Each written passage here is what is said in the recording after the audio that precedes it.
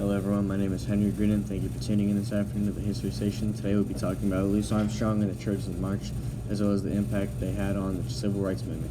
Louis Armstrong was born in New Orleans on August 4th, 1901, into a bad neighborhood, only to be raised by his single mother. He only had a 5th grade education. He soon dropped out of school to work for the Jewish family, the Karnofsky family, the store they owned, and soon he bought his first trumpet. Arrested at 11 years old on New Year's Eve, he was soon moved into the Colored Waifs Home for Boys while being taught the cornet by Peter Davis. He soon excelled in that and became the leader of the brass band. He was released from the home in 1904 at age 13. He started pursuing a career in music while being mentored by Joe King Oliver. After this, he mainly performed on riverboats, and then in 1922, Joe asked him to come and play for his band in Chicago. In 1923, they started making records together. Louis, who was persuaded by his wife Lillian Hardin, convinced him to leave and make his own music. By 1925, him and his Hot 7 jazz band became one of the most influential artists of the time period.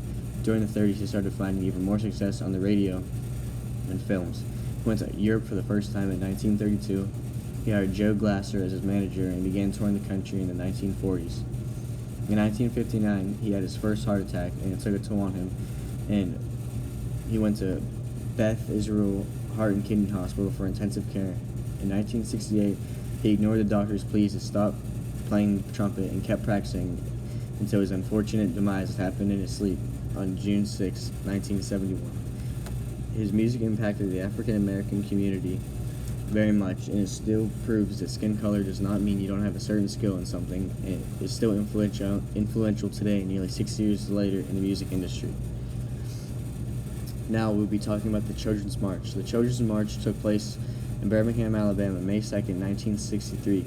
More than 4,000 African American children and teens marched into the streets to bring segregation to its knees. The plan was for them to use nonviolent tactics to get government officials to desegregate.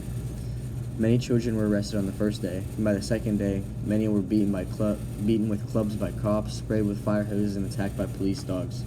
The children protested their wrongful treatment, and it pushed more African Americans to protest peacefully to get their point across to society, and it made the rest of the country sickened by the treatment of the kids, even though they didn't do anything wrong except for wish for their treatment to be fair.